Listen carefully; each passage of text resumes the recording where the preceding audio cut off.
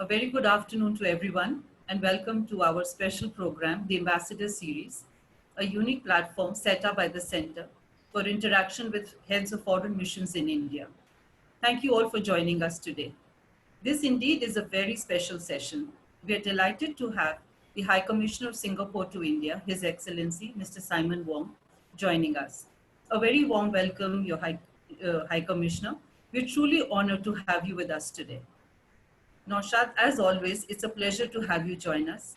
And I'm so glad you're chairing this very important session with His Excellency. We look forward to the discussions today, and I would now like to hand it over to Naushad Forbes, Chairman, Ananta Aspen Center, to start the proceedings. Thank you, Harshit, and High Commissioner, welcome.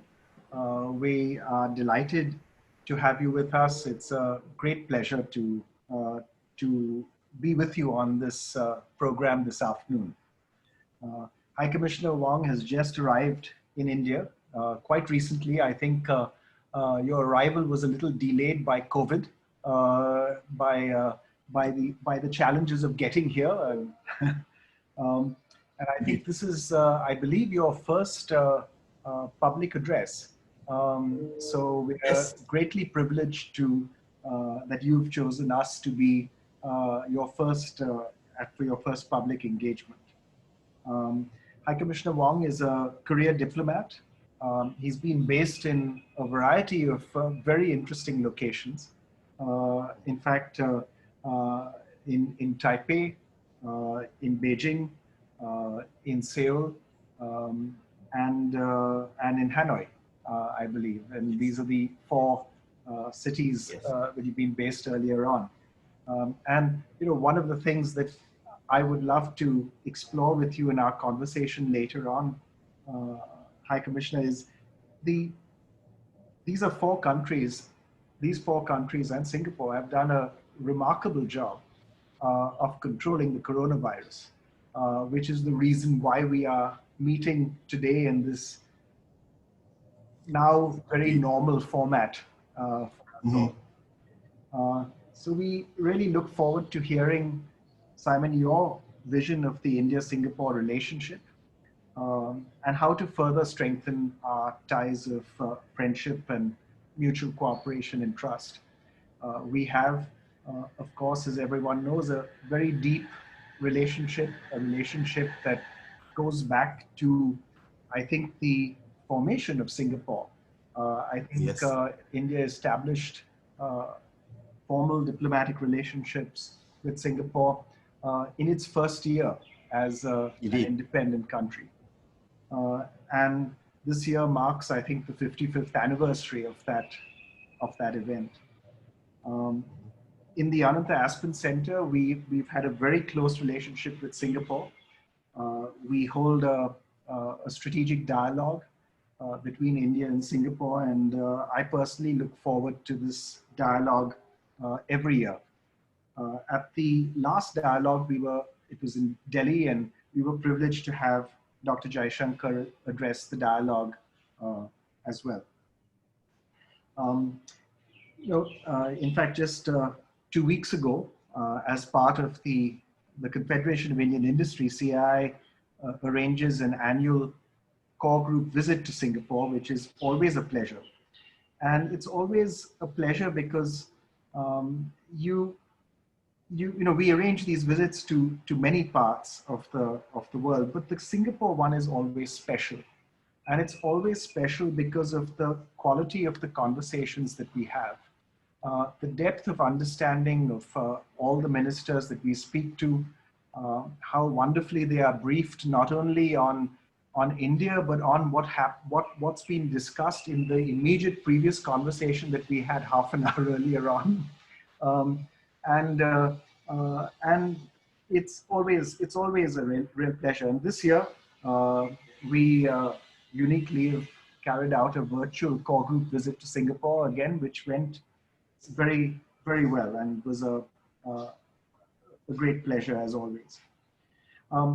The way we're going to structure this program today is that I will first request High Commissioner Wong to speak for a few minutes on his vision of the India-Singapore relationship, how he sees things going, some thoughts that he may have of what he sees as being good, not only today, but also good in 3 years' time, say. You know, how do we see this relationship evolving? How do we see it deepening? And then we will have a conversation about a few different topics for about 15, 20 minutes, and then we'll open it up to questions and answers from the audience. And what I would request is that please send in your questions, all those of you who are watching throughout the session. You don't need to wait till the end. And if you send them in, you can either send these questions in using the Zoom portal. And if you're on Facebook, I think there's a question section within the comments section. Without, and Harshit will actually coordinate all your questions and put them together for me and send them over. Without my taking more time, let me turn things over to you, High Commissioner Wong. We look forward to hearing you, and we will then get into a conversation. Thank you. Thank you. Thank you. Thank you. Namaste to everybody tuning in today. Thank you very much, Dr. Forbes. Harshit, thank you very much to the Ananta Aspen Center for inviting me to attend this diplomatic series. This is my first live webinar after I have presented my credentials to President Kuen, and I am delighted that you have invited me for this session. Dr. Forbes is no stranger to Singapore, having a long relationship with Singapore, and he too is a key member in the CII core group, which we had a very successful virtual session with almost six of my cabinet ministers, and they had a wide ranging of conversations, as Dr. Forbes rightly pointed out, and there are so many potential projects and follow-ups that we can do. To start, I think I want to clear up why we picked Lion Nation and Lion City as the theme. First of all, I would like to tell wildlife conservationists who are tuning in that I know that the tiger is the official animal of India. So don't flame me. Don't say why not Tiger Nation, Lion City. So there is as Dr. Forbes rightly pointed out, there's a history. There's a history behind this, and there's a forward-lookingness to our relationship. When we first became independent in 1965, we don't have much resources, we don't have much connections in the world. India was one of the first few countries to recognize us diplomatically, and during that time in 1965, lion was the symbol of India. So Lion Nation, and in 65 we call ourselves the Lion City. So there's a history behind it in 1965. And when Prime Minister Modi visited us in Singapore in 2018, he did a keynote speech at the Shangri-La Dialogue, where he ended with the phrase, for India, Singapore has a special place. It is the unity of spirit between the Lion Nation and the Lion City that brings India, that makes Singapore part of the gateway of India to the east. So the characterization of Lion Nation and Lion City I took from Prime Minister Modi's speech to give you both the history beginning in 1965 and the forward-lookingness since then.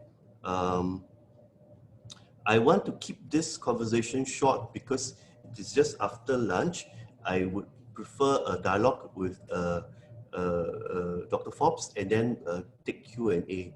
But basically, I want to give you a short summary of where our relationship truly kicked in. And in 1990, our late Prime Minister Mr. Lee Kuan Yew and Prime Minister Goh Chok Tong, who succeeded the late Mr. Lee, were looking at the geopolitical distribution of wealth and supply chain across the world, and they feel that Japan, and then the four little dragons, where are the new areas of growth? Where are the new engines of growth? During the time in the early 90s, we identified three big areas: India, China, and ASEAN. And we took a big step in pushing our relationship and also pushing our investments and trade with these three big, well, they're not blocks, but two big giants and one block. So India, China, and then ASEAN. It coincided well with the opening of the Indian economy in 1991. It coincided with the new opening up of China in 1990, post 89 Tiananmen incident. You have also ASEAN countries, new ASEAN countries joining into the group of 10, and large population, young population, a lot of motivation to growth. So I would say between 1990 to present, I maybe give you some statistics. We have invested in total about 120 billion US dollar in ASEAN, about 105 billion dollars in China, and about 85 billion US dollars in India. So more or less on equal proportions. The reason is that we, well, in a selfish way, we want to be part and parcel of the economic growth, and we want to surf the wave of growth, economic growth in India, China, and ASEAN. So we very meticulously curated our relationship with the China and India, plus almost all of the ASEAN countries, one of which, Vietnam, I was privileged enough to be the ambassador there, and we pushed forth a lot of projects. So from the 1990s to the beginning of 2000, when my current Prime Minister, Mr. Lee Hsien Loong, took over in 2004, we brought and stepped up that relationship with India to a higher level. In 2005, we signed the SICA FTA agreement with India, and in 2015, we signed the strategic partnership agreement with India.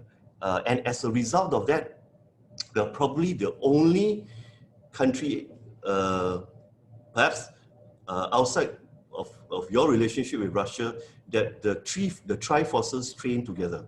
So we have our brothers and sisters in the Army, Navy, and Air Force train together. So and we have had the longest bilateral naval exercises, joint naval exercises, since 1993. So from the strategic angle, we are very, very close.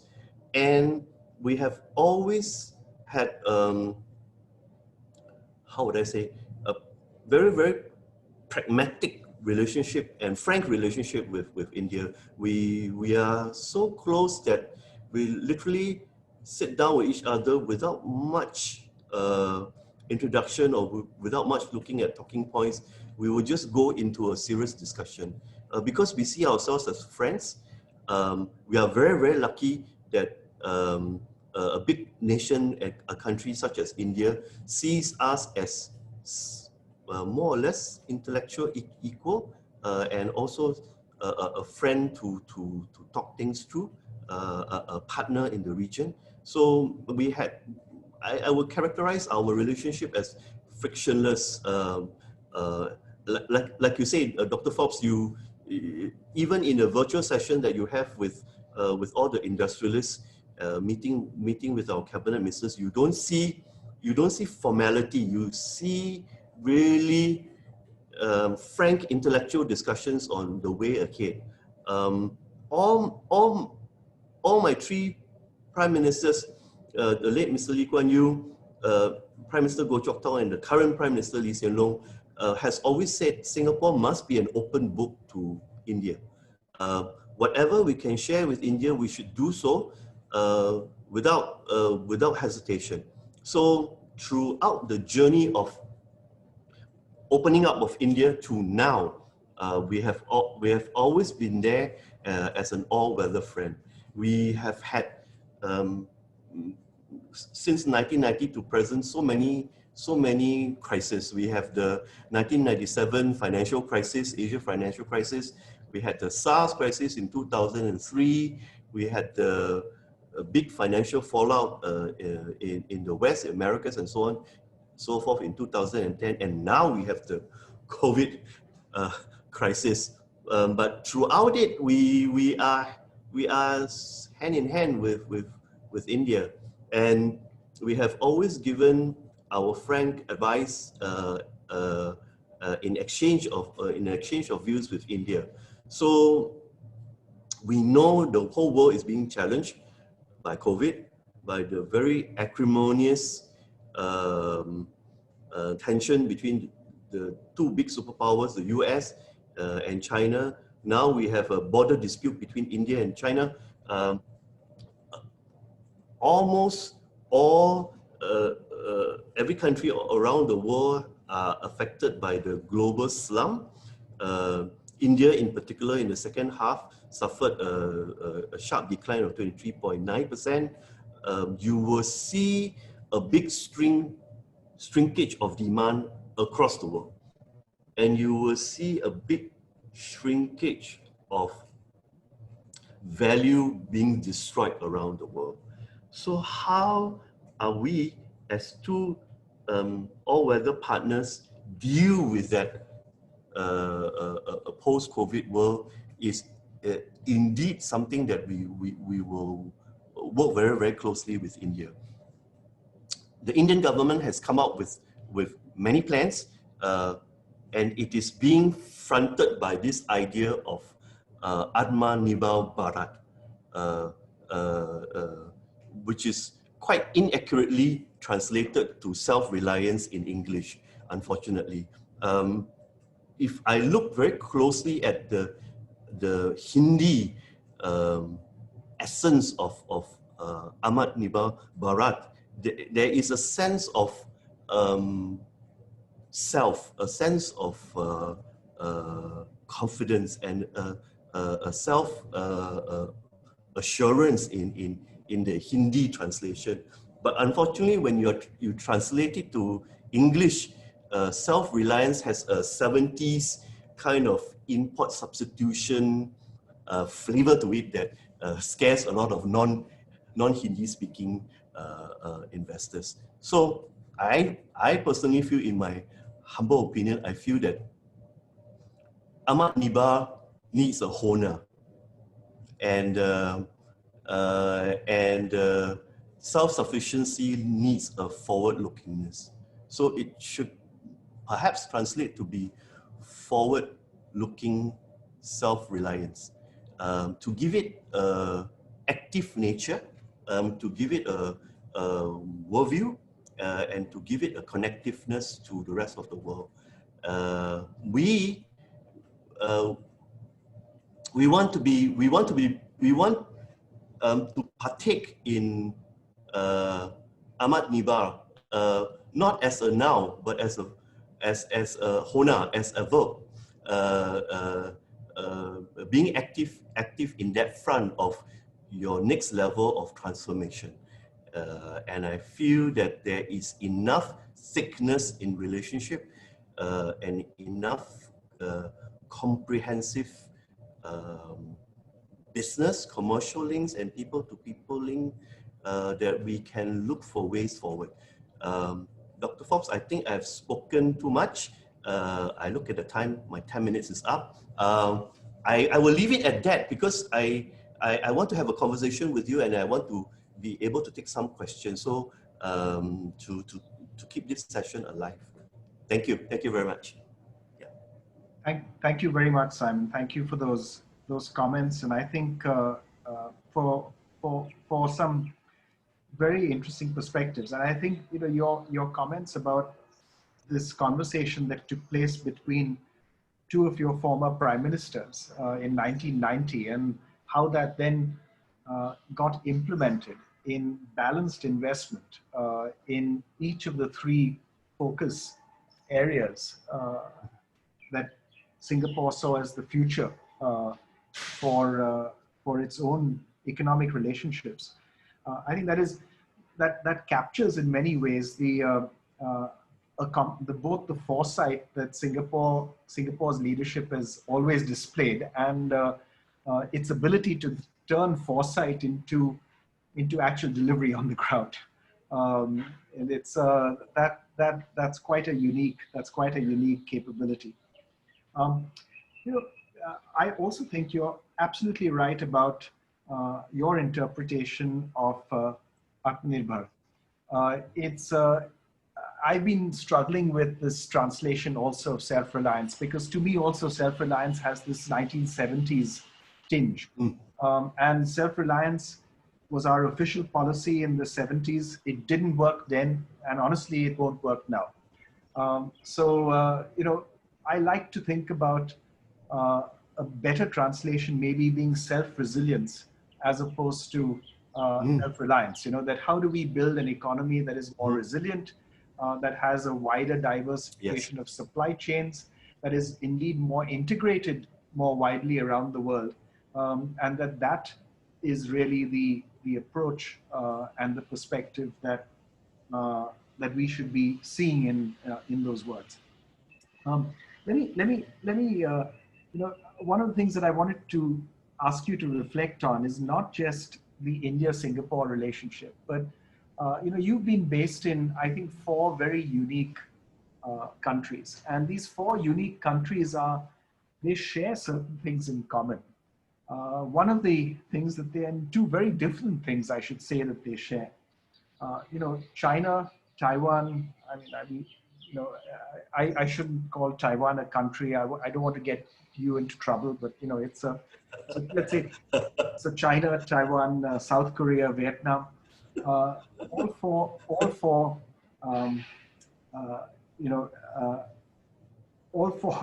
four entities have 2 things in common.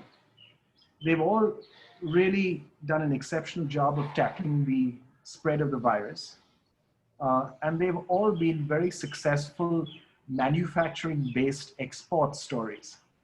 2 very different things. And so as we chat going forward, I wanted you to reflect a little bit on your own experiences in these 4 countries, in these 4 cities, in Beijing, in Taipei, in Seoul, and in Hanoi. So to say, what are some of those common elements that delivered their ability to control the coronavirus in your view? Singapore has also done a remarkable job of controlling the virus. And the numbers are, if we start with that, the numbers are staggering. I mean, if I take the numbers for Taiwan, 500 cases, just 7 deaths. Vietnam, 1,100 cases, 35 deaths. South Korea, 23,000 cases, with just 400 deaths.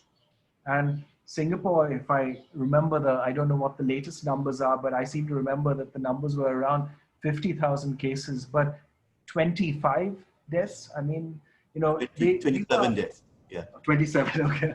These are remarkable numbers. These are remarkable achievements. And I wonder if you have any thoughts on, are there some common patterns of how these countries were so effective in controlling the spread of the virus? Because you know our numbers in India at present.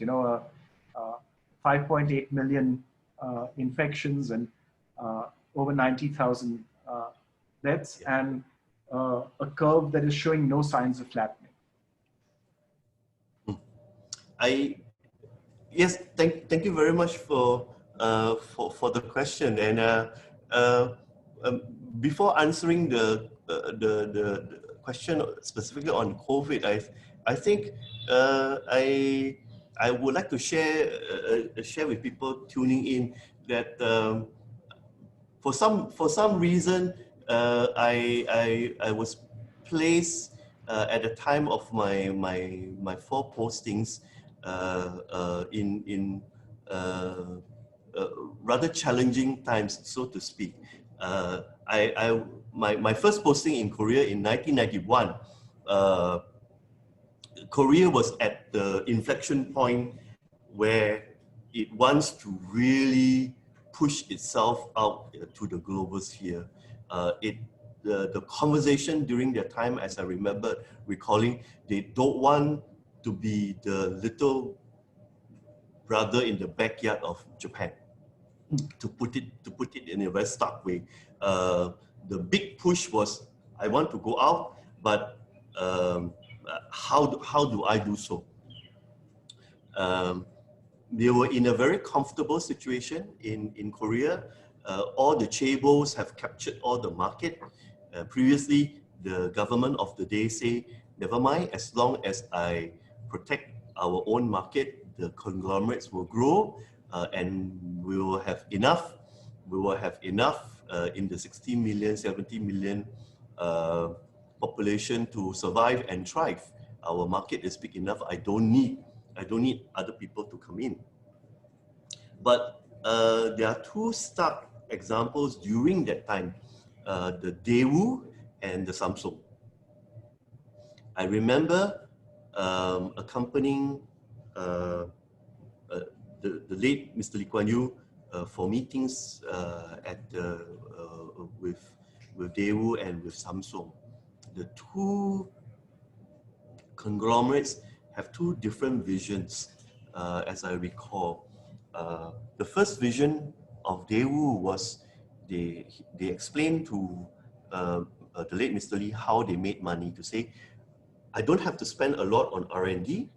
All I need to do is I will do things cheaper and make it mass market than Japanese products. So I will wait for Japan to do most of the R&D. When they come up with the rice cooker, I will try to manufacture something along the lines, maybe not as sophisticated, but cheaper. Then I will capture the mass market. The conversation we had with Samsung was entirely different. The Samsung team was saying, I want to internationalize. I want to make R&D a feature. I want to be able to compete and if not better, Japanese products. But I don't know how to do it yet. And I remember the late Mr. Lee Kuan Yew said to the then chairman of Samsung to say, then you need to internationalize your workforce. You need not just hire Koreans, you need to have an international team. Your design may not be in Korea, it may be in Italy or somewhere else. Once you have the best brains together, you can do this.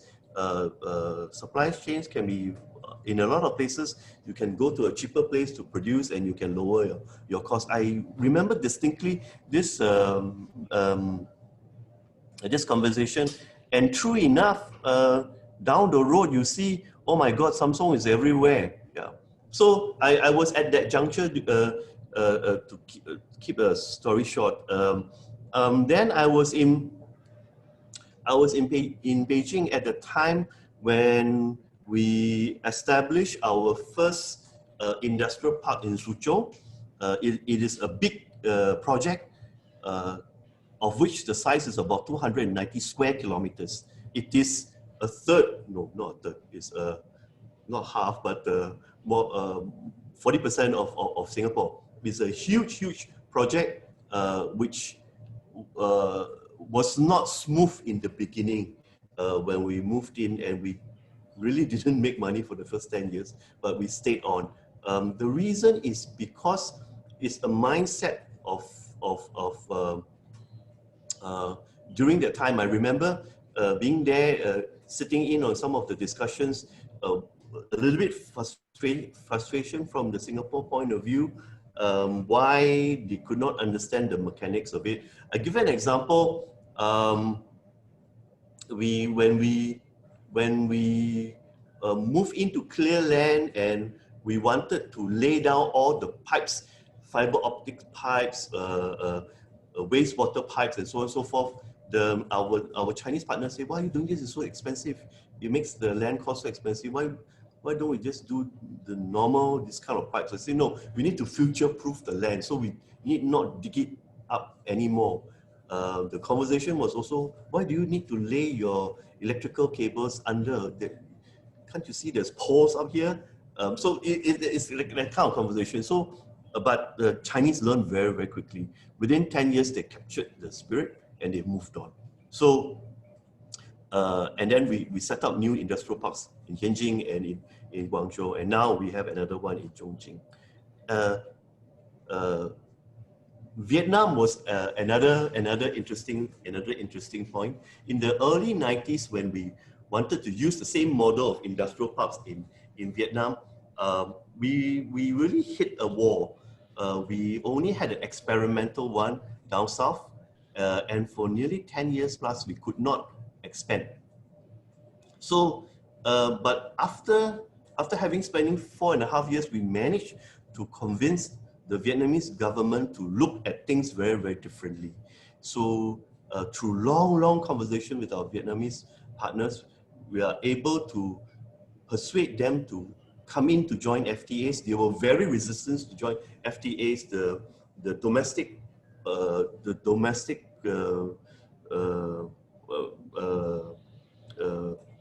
public and the businesses were very anti-FTAs.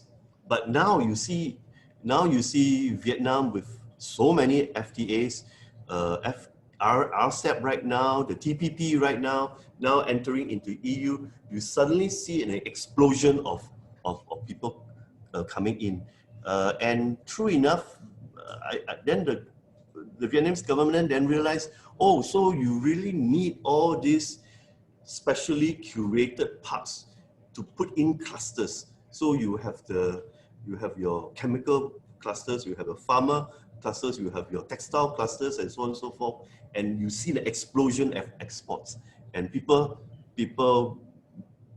really got the economic benefits and the fruits out of it. In Taiwan, in Taiwan was very interesting. It's an economy that is huge, larger than Singapore, very, very vibrant, very creative.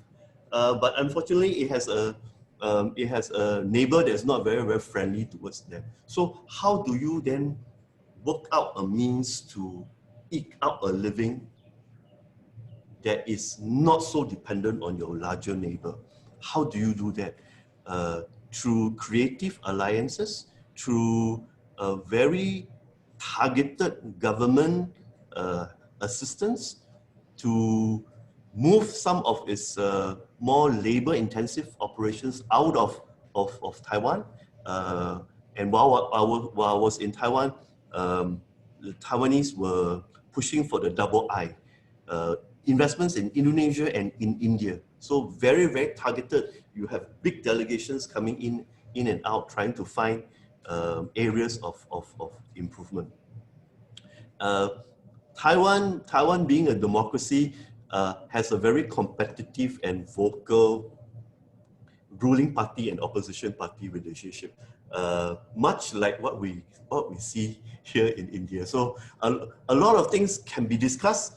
There is a forward-looking policy, but then in the mix of things, it gets, I wouldn't say dumbed down, but it becomes a lower common denominator. So it becomes less efficient and less competitive, and it takes a lot of time. So these are some of the finer points that I want to share. I want to share with the audience to say that there are some learning points here for India. In terms of COVID, I think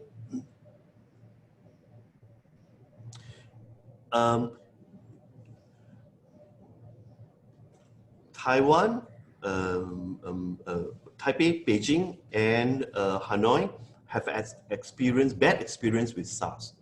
And because they were scarred by SARS, a lot of capabilities was forward deployed. So, so they use it during H1N1, the bird flu, they use it during MERS. So their SOPs are very strong. They have excess capacity in many areas. I think that's a key learning point. Singapore also had problems with SARS, so we had that forward capability. In terms of South Korea was not too much hit by SARS. And I remember during the time people say the reason why South Koreans don't get SARS is because they eat kimchi. But of course, there's no science behind it. Korea, I think, has a very strong civic and health mindedness population. While they are very vibrant, they can be protesting in the streets, but on issue of health, they listen, and they listen to the government health advisors to the T. So you have Korea, and you have Seoul, and you have Taipei's population, which had always flu problems close to winter. And the SOP of all the population is masked up. There isn't a conversation like in the US whether to wear masks or not to wear masks. It's always personal responsibility. If you are not well, you wear a mask. So people coming out of the street with a mask is no big deal. For some people, oh, why are you wearing a mask? You're so no. When I was in Taipei in Korea, wearing a mask is like, you are not well, you wear a mask. So I think that kind of halted the spread very, very quickly in my view. And I think all four economies have leveraged on, and including Singapore, have leveraged on technology to do contact tracing well. So it's the prevention, listening to government's advice, wash your hands, sanitize, put on a mask, plus I think using technology to contact trace.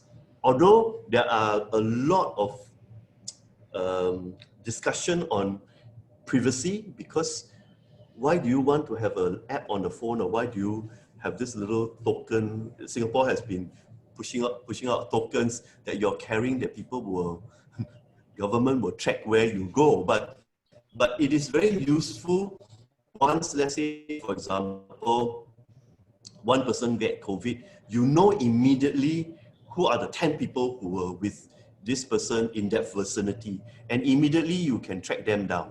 And because you can track them down easily, the spread is halted. And I think my view is that out of these four economies, these are the key learning points. Thank you. I think those are very again very insightful observations. Thank you, sir. Thank you. You know, one of the over the years, when we've talked about what Indian industry needs to do to really build a very vibrant Indian economy, the argument that I've at least made is that we need to be more of three things. We need to be more collaborative as good corporate citizens that invest in inclusive growth. You know, things like primary education, improving school outcomes, etc. So that includes more and more people in the growth process. We need to invest more in technology, so that, you know, your I think wonderful point. I would love to use that story, you know, of the advice that Prime Minister Lee Kuan Yew gave to the chairman of Samsung, you know, back in the early 90s, you know, to say, you know, invest in technology and internationalize your workforce. I mean, I think that was a wonderful bit of advice.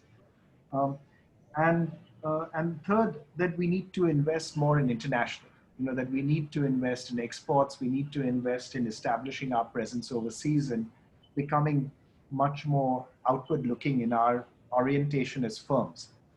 And I wanted, especially on the point on investing in technology and investing in international, you know, these to me are both areas where Singapore can help Indian firms do both. You know, we as a firm have close ties now with NTU, for example, in Singapore, with some of the research institutes that have been set up under the government's the Science and Technology, the A-STAR program. Um, and there are real opportunities for collaboration with Indian firms. And Singapore is a wonderful base to do business in the region. You know, it's helped also by having by far the world's best airline. You know, so you fly such a great airline when you're based in Singapore. Thank you.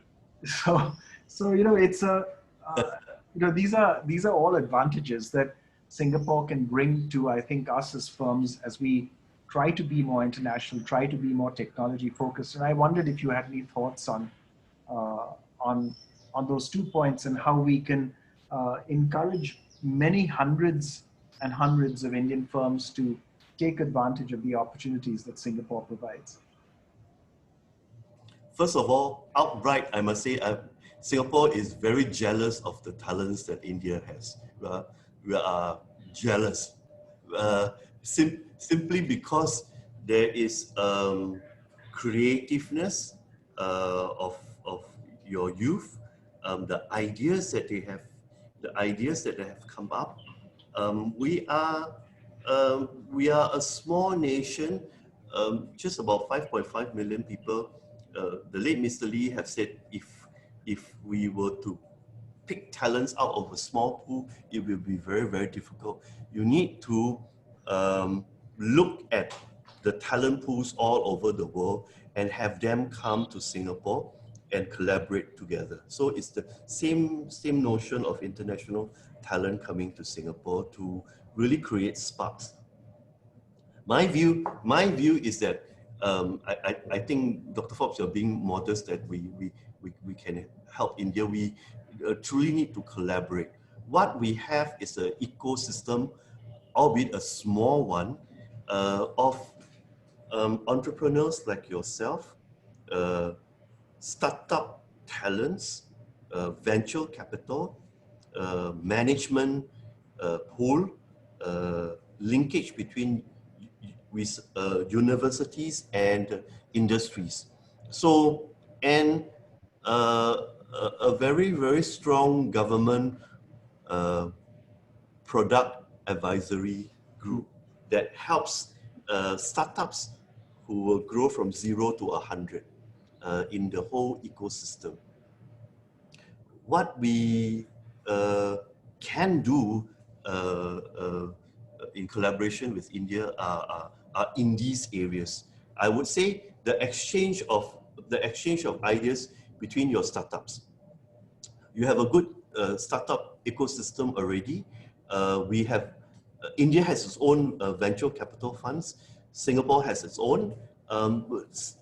These two funds can merge together to look at potentials from both sides of the house. Indian industrialists could look at startups that is being curated in Singapore. Similarly, venture capitals in collaboration with the Indian side could look at some of your potential unicorns or when they grow their business. So at each stage of the growth, whether it's Series A, Series B, or then down to full-fledged IPO, we can help those talents deal with it. And there are so many startups in the different sectors. It could be in the consumer sector, on e-commerce sector. It could be on energy efficiency solution, and so on and so forth. I remember a case that we kind of when I was in Taipei, we helped up a small company, a Singapore company that uses French technology to do smart meters. So what does this meter do? It is ambient. It's an ambient meter.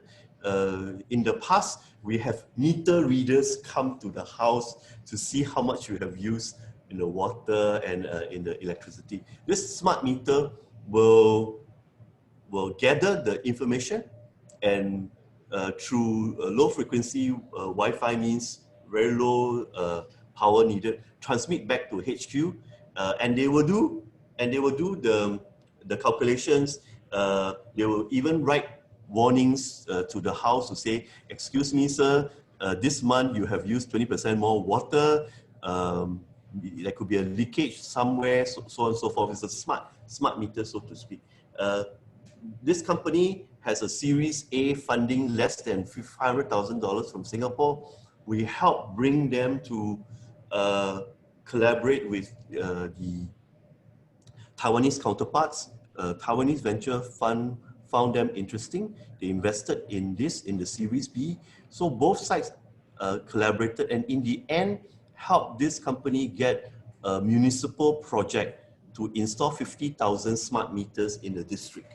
So I want to make this illustration because there's so much to do between India and Singapore, and we can help in that process. Among Southeast Asia countries also, we have helped out startups from zero to become big unicorns, like Grab, like Garena, many. There are so many of them. So as we speak, there are at least 60, if I remember correctly, 60 Indian startups that are in Singapore, and we are, and our whole ecosystem is helping them work on their project. One very interesting project that we are working on is wireless charging on a nation scale. What we have is this notion that you have a handphone, you charge. I mean, the new technologies, you now charge wirelessly. You put it on a round plate, you get charged. This Indian startup has a device that remotely charge your phone. Let's say, for example, if you go to a shopping center, once you go in and you set it at charging, the device will remotely charge your phone. So your phone is always full, in a sense. Of course, down the road, how do you pay for this service and so on and so forth? So I'm sure down the road, knowing a Singaporean, will be able to charge money out of this, but this is down the road. We'll get our money back somehow. So we have not gone through yet, but we want to know the technology is feasible or not, how can it be done, and so on and so forth. So it's last year I went to see in a seminar. I was so impressed by this company. I say, oh my God, why can't Singaporeans think about these things? Yeah. So again,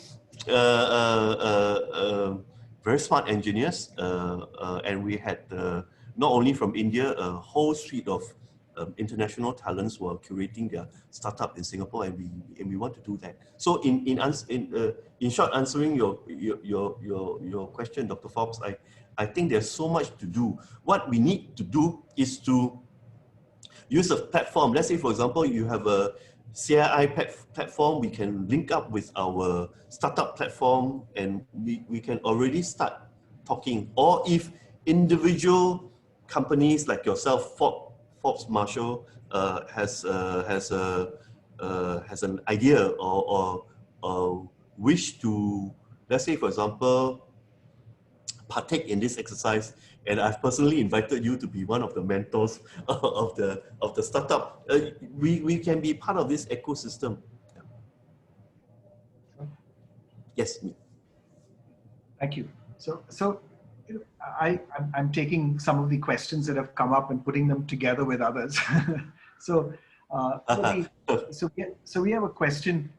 One of the things that you referred to as well is the tension on our northern border and the great tension between China and the US at present.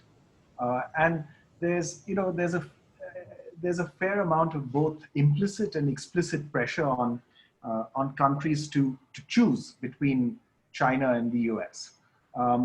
And you know, in India, we were avoiding making that choice until the Chinese sort of have made it for us in recent months.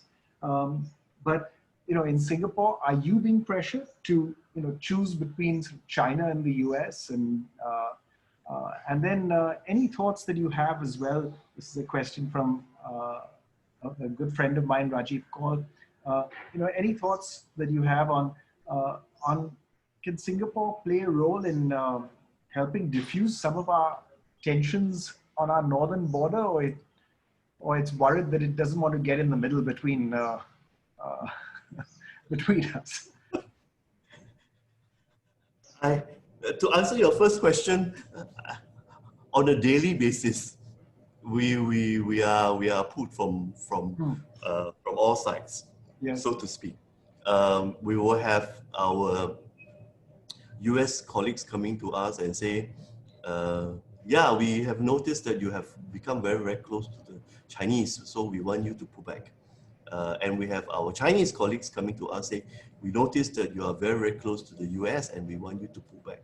So deep inside, we know, okay, our policy must be correct because You get complaints. please know, yeah, both sides are complaining about it. So I would say we were lucky because we are really a small country, a little red dot that is really inconsequential in any big fights.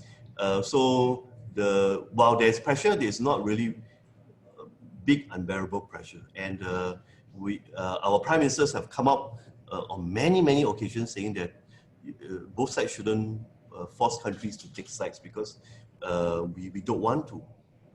So we have always taken a very pragmatic and be friends with all approach on this superpowers tension. On the northern, on your second question on the border issues between India and China, we are friends of both sides, and I think it is because it's a sovereignty issue, and it is better for friends to be at the background urging each other for calm rather than to insert ourselves as a mediator. If you recall, there were on 2 occasions that the US offered to mediate on behalf of India and China, and India's side has politely said no. I would think friends of India and China will do its best to help put things in perspective and help to calm things down. You have, in both India and China also have a big superpower friend, Russia. And I think behind the scenes, Russia is helping both sides create opportunities to sit down and talk some more. There is an upcoming physical, I don't know whether it's going to be a physical meeting or not, in Riyadh for the G20 meetings. So beyond the discussions that you have had at the cabinet level between India and China, whether or not there's an opportunity for Prime Minister Modi and President Xi Jinping to meet at the sidelines of Riyadh, we don't know. I'm sure behind the scenes there are people talking about that to see whether or not at the top level tensions can be lowered. But as of now, I think the discussions and negotiations at the border is very intense, but baby steps, I suppose. So for the past 2 days, I've seen reports coming out from both sides. It looks very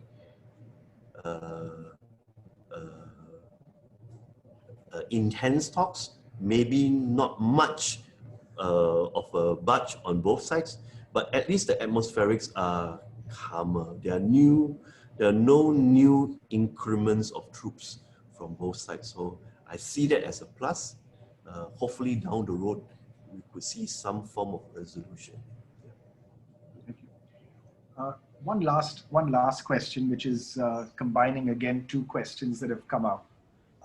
One is around RCEP, and second is around, there's been a real move to post-COVID to diversify supply chains away from China, and I wondered if you could combine those two perspectives. They're saying that, look, does RCEP offer opportunities in India's participation in RCEP? If that were to come about, could that enable actually some of this diversification of supply chains away from China happen? Or given China's prominent, active part of RCEP, does that come in the way of actually diversifying supply chains away from China? I think if we were to combine the two together, you need to see in different viewpoints. If I were to see in India's viewpoint on RCEP and on supply chain resilience, so to speak, I think the Indian calculation as of now to say that if I look at the trade, India's trade account with the rest of the world, India's total trade account with the world, it is in deficit. It is in a deficit in the tune of $100 billion. So if I use this raw figure as a guide, that means to say perhaps some of the FTAs that we have done, the trade relationship with certain countries is viewed, it is in the negative light. So why would we want to join in a group whereby that amount of deficit will grow even more? There must be some way of retarding this influx of imports from other countries and giving it some time for local industries to grow. So from that angle, we can understand why India is reluctant to join RCEP until it can fix the problem of this large deficit. From the viewpoint of supply chain resilience, then if India decides not to join RCEP at this moment, in this point in time, and I think RCEP member states have said that the door is still open for India if they want to join later down the road. So if I were to have a strategy of defensive strategy of halting some of these excessive imports from RCEP countries, then I must have an offensive. What is the offensive? I must be able to sell more to certain countries, certain markets. Supply chain resilience then become a kind of a mini FTA with selected countries whereby India has an advantage or a surplus with right now. So if you were to look at some of the conversations that is going on, Japan is one, Australia is one, conversations with the US is another, with European countries opening up new fronts there. I think it's logical from the Indian account, a defensive strategy and an offensive strategy. Mm-hmm. So if you look at the CICA arrangement between Singapore and India, we don't have much complaint from our Indian colleagues because since the signing of CICA from 2005 to now, India has enjoyed a surplus with Singapore. So we are really not on the radar on on being extractive or as a means to push too much imports to India. So we are kind of safe. So down the road, we could have some conversation on also on supply chain resilience with India. I won't discount that. But so if that is the strategy for India, then it is logical what is coming next, I suppose. So we have talked about self-resilience, where then India will then have to do a lot to catch up or prop up its exporting industries.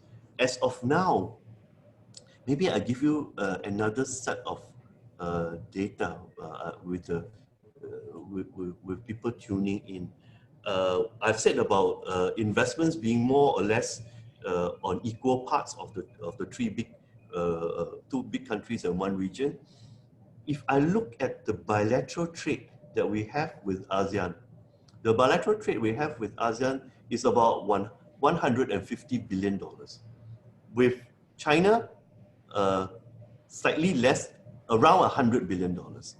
But the bilateral trade I have with India is $18 billion. Meaning Yeah. There is a lot of potential for me to buy Indian goods, but there are no products to buy. So that's the dilemma. It's not that we are not buying, is that perhaps you're not producing enough for us to buy. So if I look at the structure of the Indian economy, it is nearly half, well, slightly less than half, domestic consumption. And then the other half is services, industries, and within industries, exporting industries, less than 15% of GDP, and then perhaps farming, another 16%. So for an emerging economy, the share of exporting industry is not enough.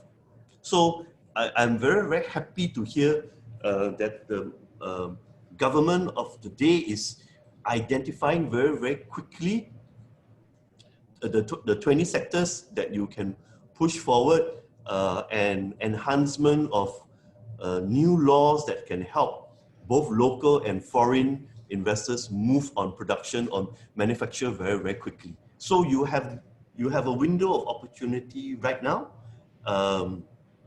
whereby people are either exiting mainland China on production or taking a China plus strategy, meaning I still have some of my manufacturing in China, but I diversify out.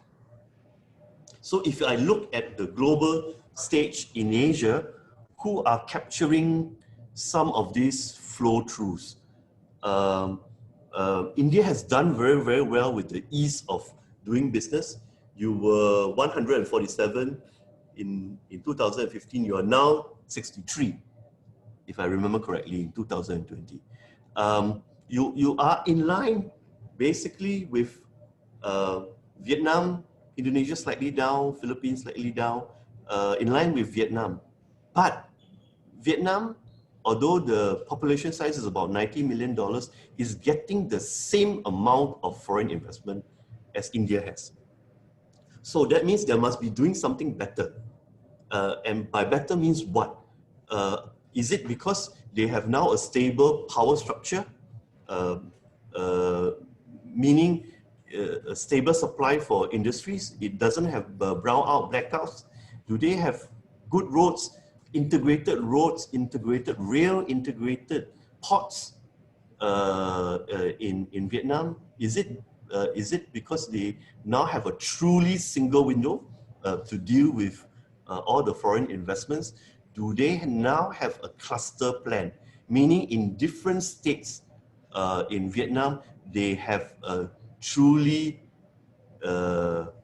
well-formed clusters from foreign investments, maybe from Japan, from Korea, from Singapore, from Taiwan, so India, so on and so forth. So I believe Indian government is well aware of that. So perhaps your team, the MEA team, the commerce team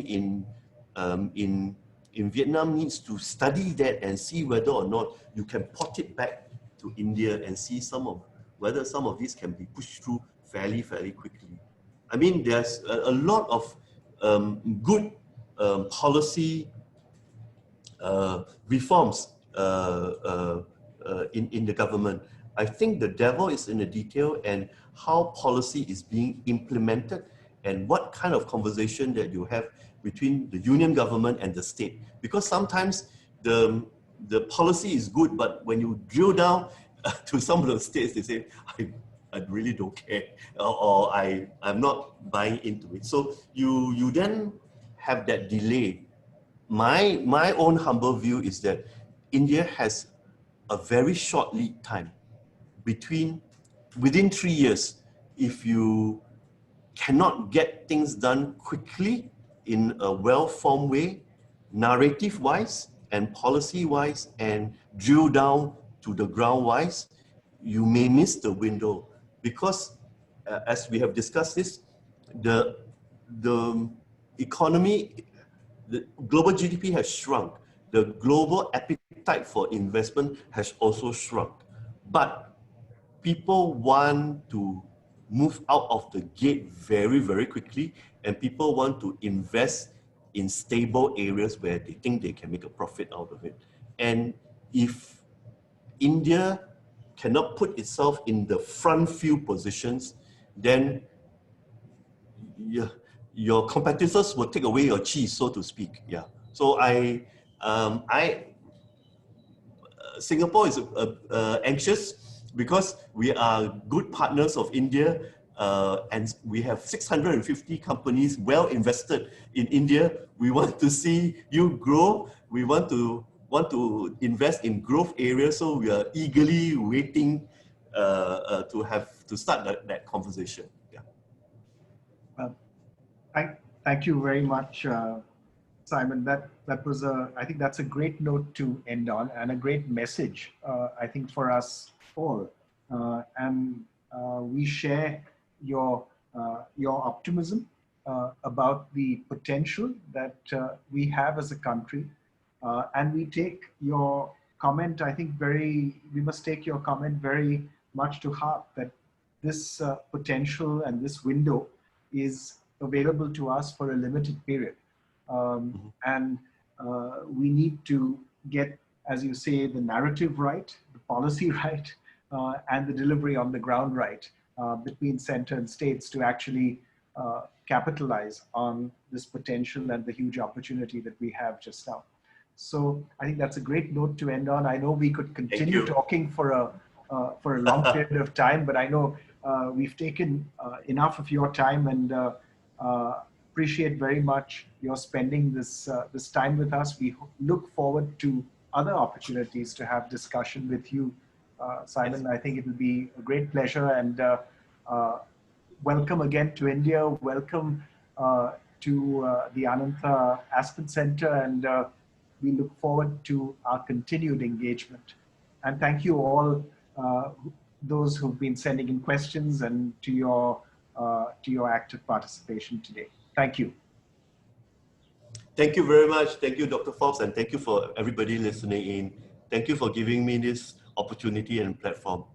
Thank you. Bye-bye. Thank you, Shukriya. Thank you. Bye-bye. Thank you.